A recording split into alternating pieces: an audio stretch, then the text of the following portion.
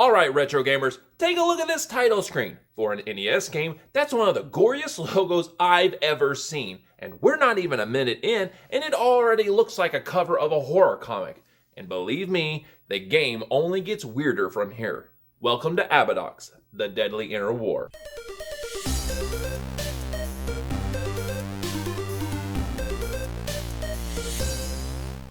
So here's the deal, it's the year 5012, and a giant cytoplasmic monster called Parasitis is roaming the galaxy. This thing eats everything in its path, ships, planets, even people. It's like Galactus and the Blob had a baby. To make things worse, it swallows a hospital ship carrying Princess Maria. You play as Lieutenant Nasal, the only survival of the last battle. But your job is to blast the way inside this nightmare organism and fight through its throat, stomach, nerves, and intestines, all to save a princess. That's right, this isn't just a shooter, it's a living, breathing, oozing death machine you have to travel through.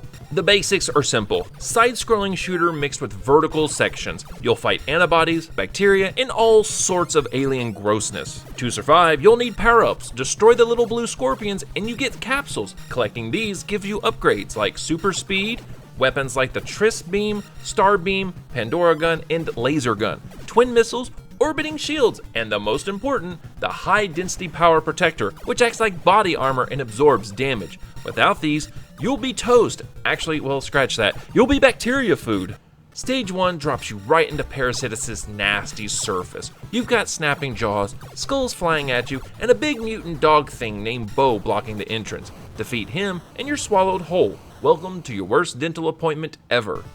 Now you're in the throat. Spores, pods, and lizard-like creatures attack from every angle. It's tight, claustrophobic, and then a guardian tries to crush you. Remember, you're basically flying down a monster's esophagus. This level's actually kind of beautiful. Blue Nerve Forest, dancing flowers, and shark bosses. But don't get distracted, the guardians here will chew you up. If you didn't think it could get any grosser, welcome to the stomach. Crabs, cellular organisms, and pulsating walls. And if you manage to survive the king crab, the stomach lining itself tries to kill you.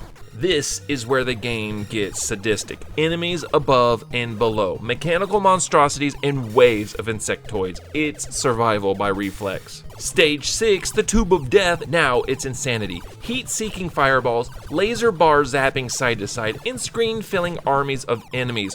You will die here a lot. And if you survive all that, you get to escape while carrying an orb out of a collapsing body, dodging everything, racing for daylight, and then boom! Parasitis explodes in one of the most metal NES endings ever. You know how people say NES games are hard? Abadox just laughs at you.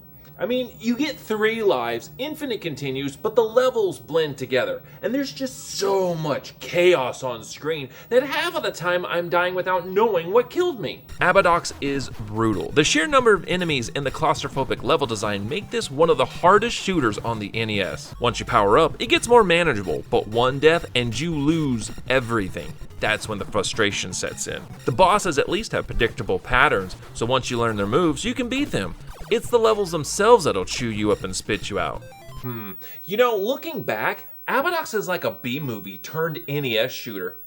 It's gross, it's weird, it's hard, but it's also ambitious. A shooter set inside a living monster? That's a wild concept for 1990. It may not be as polished as Gradius or, say, Life Force, but it's definitely leaving an impression. So, should you play Abadox the Deadly Inner War? Yeah. If you're ready for frustration and want something totally different from the usual NES library. It's creative, it's creepy, and it'll make you yell at your TV. Thanks for watching, Retro Gamers. Stay pixelated, stay weird, and remember, never trust a space monster with a stomach that big.